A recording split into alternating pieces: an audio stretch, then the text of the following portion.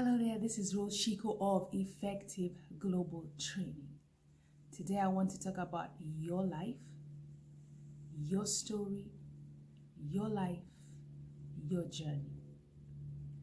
Let's take a look at several people that were taking a journey from point A to point B. Same distance, same miles. So we have one person, they woke up early in the morning, it was a smooth ride, long ride, but they made it. And they say, well, I had a good journey. Or if somebody that maybe started their journey late, they got stuck into traffic, so it delayed them. So the journey was longer than expected. They most likely will say it was frustrating because I ran into traffic. Then we have somebody that says, well, the journey was long and I did not carry anything to eat, so I was hungry along the way. And another person will say, well, I did carry some drinks and some snacks, so I had something to snack on while I was traveling on this journey, so it wasn't too bad. Another person may say, I took a wrong exit and I got lost for 20, 30 minutes. So they were frustrated and they were upset because it made their journey longer and longer, and because they were lost and maybe they didn't have good directions, it was also a frustrating journey for them. We have another person who says, well, I was just alone by myself, so it was boring and it was lonely. And then we have a person that says, well, I traveled with my whole family. My children were hungry. I had to stop, make several stops. They needed to use the bathroom. I had to make stops again. It got to a point they were tired and irritated and frustrated. So it was an interesting journey traveling with all these children. Then we have somebody else who say, well, I do not have a car, so I had to take public transportation. And I sat next to two people that were making so much noise, or I sat next to somebody that fell asleep and they were snoring. But they got to their destination.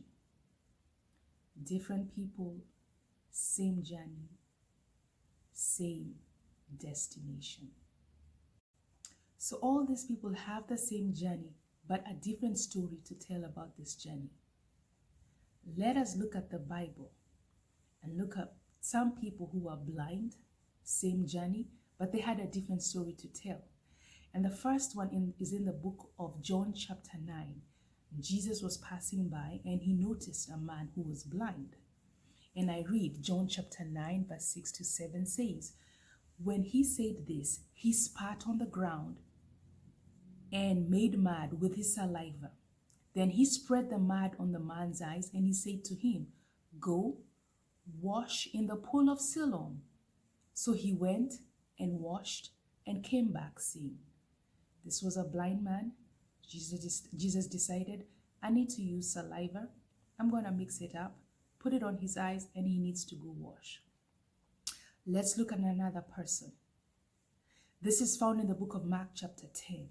And Jesus was passing by. Blind Bartimaeus heard that Jesus was passing by. So he began to shout, Jesus, thou son of Nazareth, have mercy on me. Verse 51 to 52 says, and Jesus said to him, what do you want me to do for you? And the blind man said, Rabboni, let me regain my sight. And Jesus said to him, go, your faith has made you well.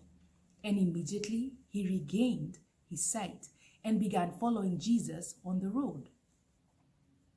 Let's look at another scenario. This one is found in the book of Matthew chapter 9, verse 27 to 30. And as Jesus went from there, two blind men followed him, screaming loudly, have mercy and compassion on us, Son of David. And when he went into the house, the blind men came up to him, and Jesus said to them, do you believe that I am able to do this? And they said to him, yes, Lord. Then he touched their eyes, saying, according to your faith, it will be done to you. And their eyes were opened. Same scenario, blindness, but they were all healed in a different kind of way. So what happens when you're on the same journey, but you're both going through different situations and different scenarios? you begin comparing. There comes comparison. What happens in comparison? Basically, in comparison, you're looking for something that you do not have that another person has, or something that you have that that person does not have. You're looking at their journey. Why was it easier for them and not easy for me? Why was it hard for them and why wasn't it hard for me? So you look at them, you look at their journey, and you compare notes. And what happens when you do that? You either get intimidated or you become prideful. You get intimidated because you think they're better off than you, their journey was easier. Or you become prideful because you think you're better off than somebody else. Here's a case of people in the Bible that were healed from blindness.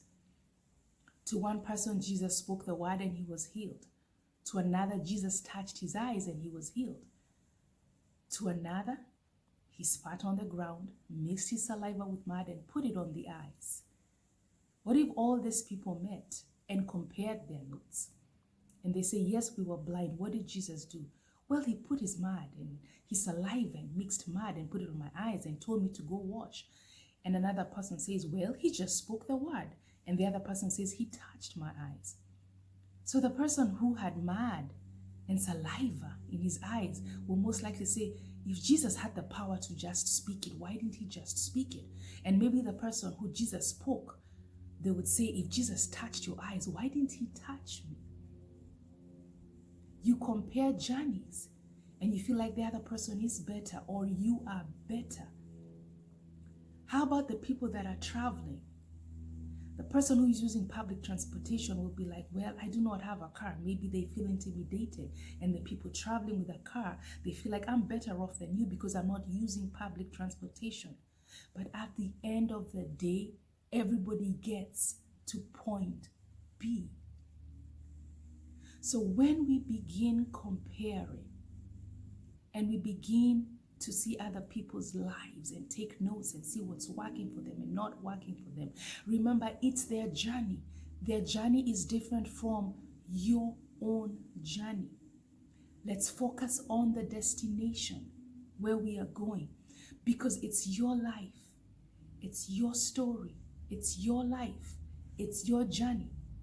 Are you focused on comparison or are you focused on making the journey? This has been Rose Shiku of Effective Global Training, applying biblical principles to everyday living. Contact us today for all your training needs for leadership and for teams. Thank you.